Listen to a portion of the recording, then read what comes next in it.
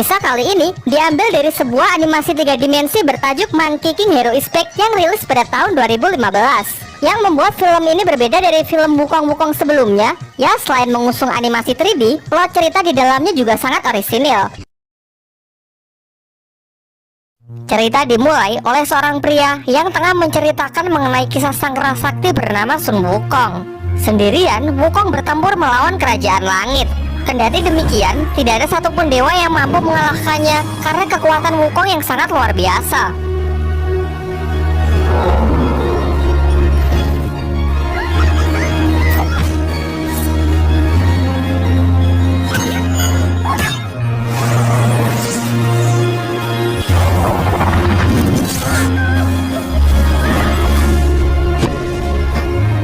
Sampai pada akhirnya sang Buddha pun turun tangan dan berhasil menyegel Wukong di dalam Gunung Lima Jari hingga 500 tahun pun berlalu.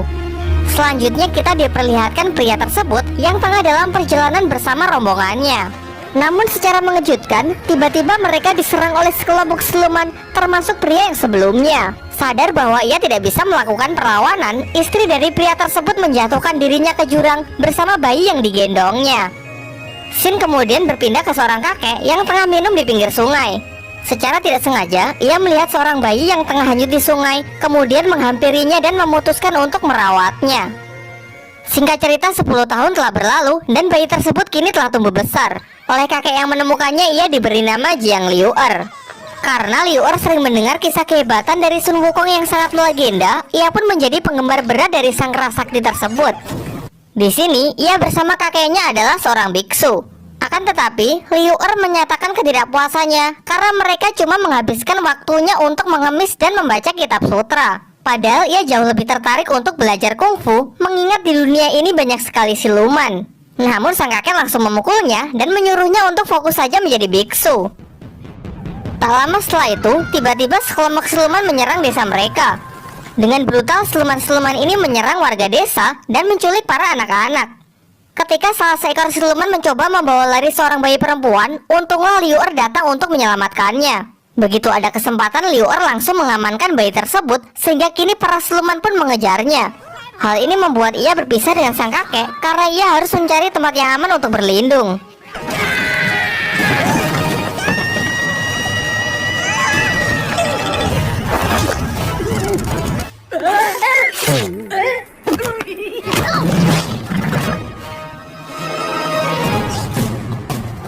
Sampai pada akhirnya Liu'er masuk ke dalam sebuah gua karena para siluman tersebut terus mengejarnya. Sesampainya di dalam gua, ia melihat bongkahan es yang sangat besar. Kemudian karena rasa penasarannya, ia menyentuh bongkahan es yang menyerupai sebuah telapak tangan. Ternyata hal ini memicu es tersebut retak hingga pada akhirnya hancur berkeping-keping. Namun akibat retakan itu, kini para siluman tersebut mengetahui lokasi dari Liu'er. Ketika para siluman itu hendak menerekamnya, muncullah sesosok makhluk dari dalam reruntuhan. Ternyata ia adalah Sun Wukong yang digenjot di bawah Gunung Lima Jari oleh sang Buddha 500 tahun yang lalu. Meskipun dengan tangan yang masih dirantai, Sun Wukong dapat mengalahkan siluman-siluman tersebut. Setelah itu tanpa mengucapkan sepatah kata pun, Sun Wukong pun segera meninggalkan tempat itu. Tentu saja Wukong sangat senang karena ia merasa bahwa kini ia telah mendapatkan kebebasannya kembali. Namun ketika ia hendak menggunakan kekuatannya untuk terbang, sisa gelang rantai yang masih berada di tangannya serasa menekan kekuatannya. Gelang itu sangat kuat yang tidak mampu ia hancurkan menggunakan cara apapun. Gelang rantai yang terus menekan kekuatan Wukong jelas merupakan sisa kekuatan dari sang Buddha yang telah menghukumnya. Sementara itu, Liu'er yang mendengar percakapan Wukong dengan sang Buddha mengetahui kalau yang dihadapannya ini adalah sosok sakti yang selama ini sangat ia kagumi. Mulailah ia membuntuti Wukong kemanapun ia pergi. Selain itu, ia juga mencerca Wukong dengan pertanyaan-pertanyaan yang selama ini ia dengar dari cerita rakyat.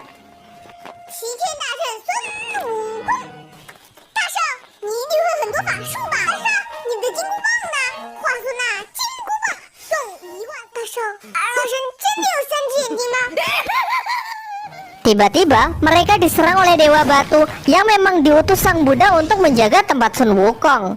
Meskipun di hadapannya adalah Sun Wukong, namun Dewa Batu sama sekali tidak takut karena ia mengetahui bahwa gelang yang di tangan Sun Wukong itu masih menekan kekuatannya.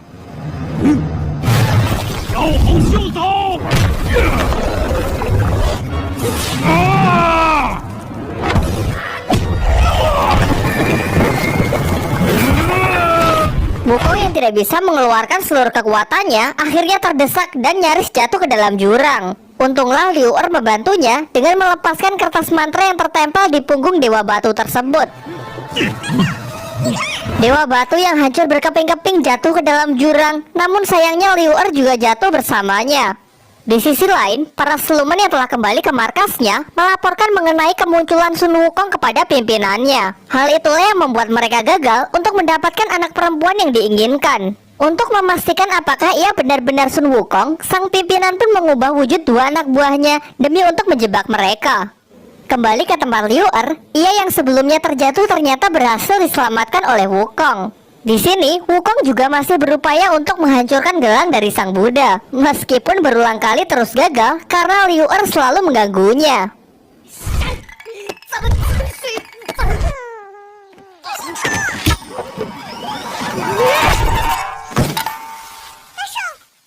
Tiba-tiba, Liu Er merasa kalau ada orang yang sedang mengawasinya.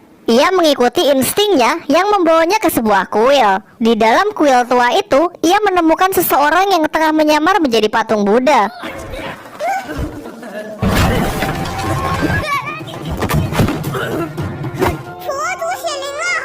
Setelah keluar, ia mencoba menakuti Wukong dengan membaca mantra.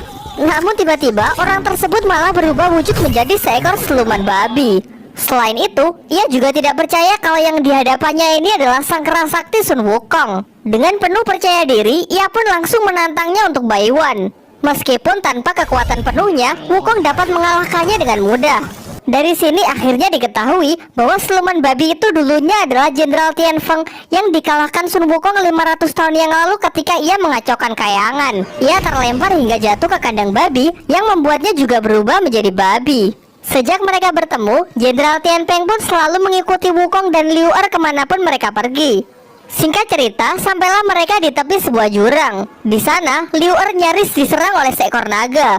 Beruntung dengan sigap Wukong segera menolongnya dan memerintahkan mereka semua agar tidak bergerak.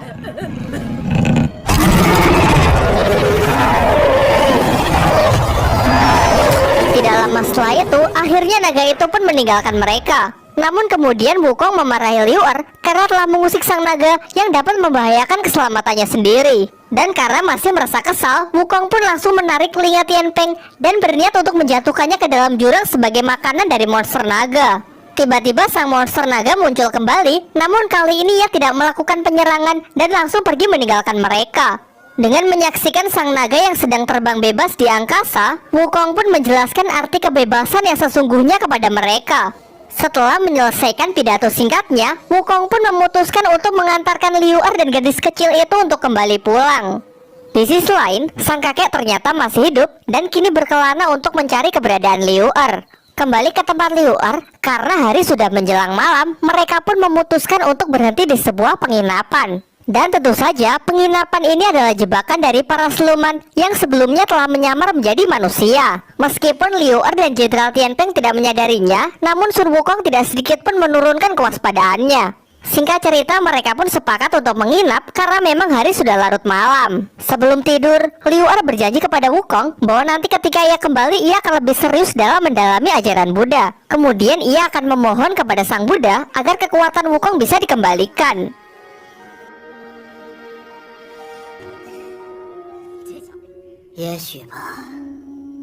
Karena perutnya masih terasa lapar, Jenderal Tian Feng menyusup ke dapur untuk mencari makanan. Namun salah satu dari siluman menyadari hal tersebut dan hendak membunuhnya. Beruntung secara tidak sengaja, Jenderal Tian Feng berhasil membuat siluman itu jatuh pingsan. Karena tidak ingin ketahuan, dengan cepat ia langsung mengubah wujudnya agar bisa mengelabui wanita pemilik penginapan. Si wanita sama sekali tidak curiga dengan Tian Feng dan dengan santai ia malah menceritakan rencananya untuk bisa menculik bayi perempuan yang dibawa Liu Er. Jenderal Tian Feng yang kini telah mengetahui rencana jahatnya mencoba untuk melarikan diri. Namun si wanita terus menahannya hingga ia tidak bisa mempertahankan perubahan wujudnya lebih lama lagi. Beruntung Sun Wukong datang di waktu yang tepat karena memang ia sudah curiga sejak awal. Seketika hawa jahat pun langsung bergejolak karena bala bantuan siluman kini telah tiba.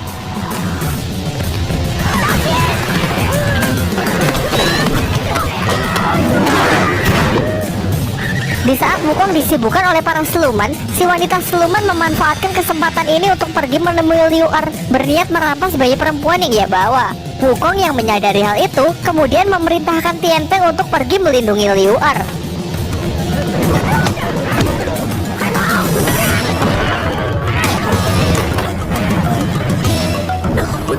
Keadaan semakin memburuk karena pimpinan dari para siluman itu juga datang ke tempat tersebut. Dengan ilmu sihirnya, ia mampu memperkuat para siluman. Namun Wukong dengan tongkat bambunya masih belum kalah. Sendirian, ia masih mampu mengatasi mereka semua.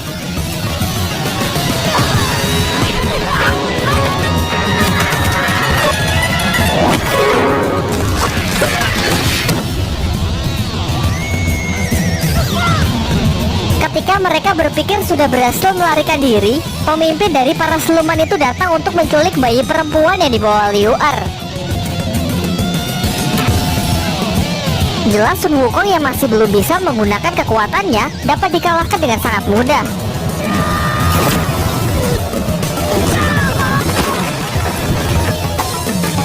Setelah mendapatkan apa yang ia inginkan, pemimpin dari para siluman itu pergi untuk melanjutkan tujuannya. Meskipun kapal mereka telah dihancurkan, beruntung mereka semua berhasil selamat. Liu Er yang telah tersadar mengajak Wukong untuk pergi menyelamatkan anak perempuan yang diculik para siluman itu. Namun Wukong menolak dengan mengatakan kalau itu bukanlah urusannya. Ia merasa sama sekali tidak punya tanggung jawab untuk pergi menyelamatkan siapapun.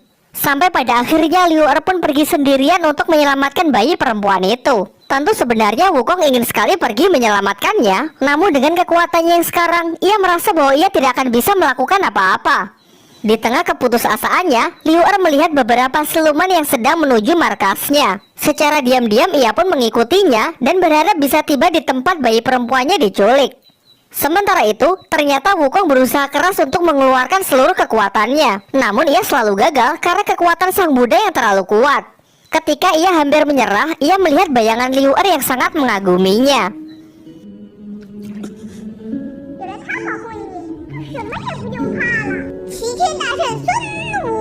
Ia pun juga mengingat mengenai kejayaannya di masa lalu, di mana tidak ada satupun dewa maupun siluman yang mampu menandinginya. Kini Wukong pun berhasil bangkit dan mengajak Tian Peng untuk pergi menyusul Liu Er.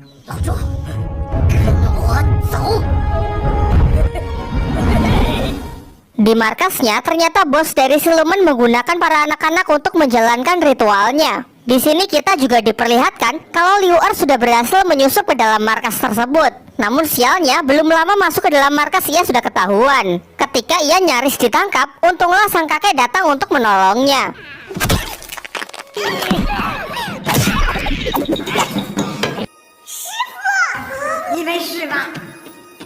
Di sana mereka berdua nyaris terjatuh. Untunglah mereka terjatuh di atas kurungan anak-anak. Mereka mengayunkan kurungan itu dan mengacaukan ritual tersebut.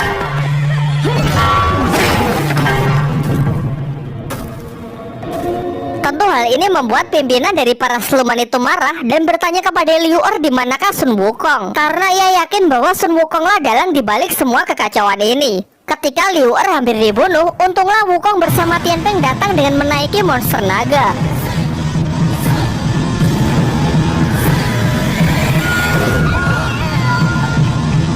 Kini akhirnya Wukong pun bertarung melawannya meskipun hanya bermodalkan keberanian.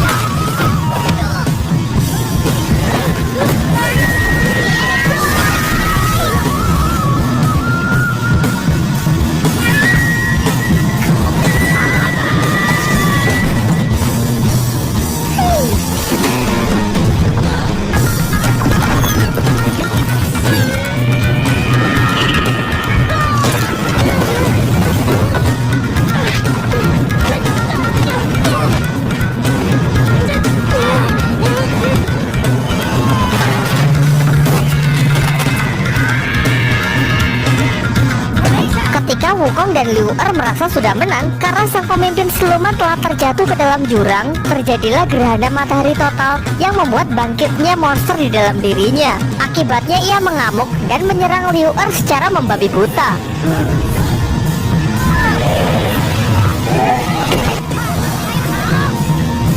Tentu menyaksikan hal itu, Wukong pun segera berlari untuk menyelamatkannya. Namun dengan jelas, dengan kekuatannya yang sekarang, ia dapat dikalahkan dengan sangat mudah. Wukong yang sama sekali tidak punya kesempatan malah digenjat oleh monster itu menggunakan sebuah batu raksasa.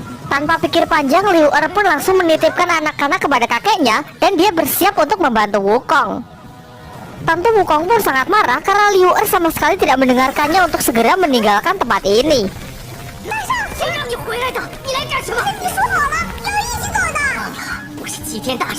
Tanpa mendengarkan peringatan dari Wukong, Liu Er pun langsung mencabut sebuah kayu dan berusaha untuk melawan sang monster.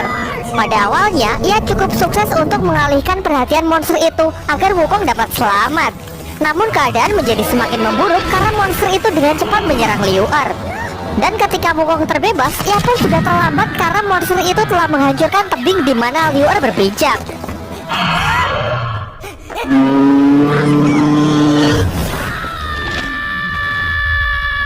Setelah itu, Wukong pun bersusah payah untuk mencari Liu Er di bawah tumpukan batu. Sayangnya usahanya sia-sia karena Liu Er sudah tidak dapat diselamatkan.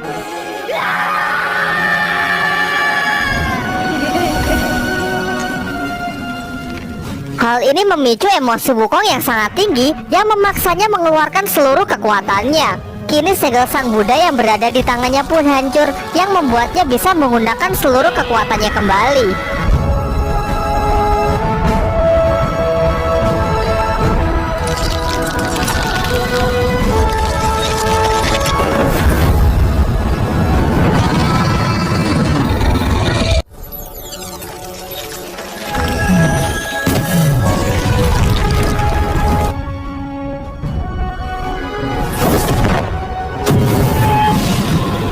Dengan kekuatan penuhnya yang telah kembali, monster itu sama sekali bukanlah lawan yang sulit.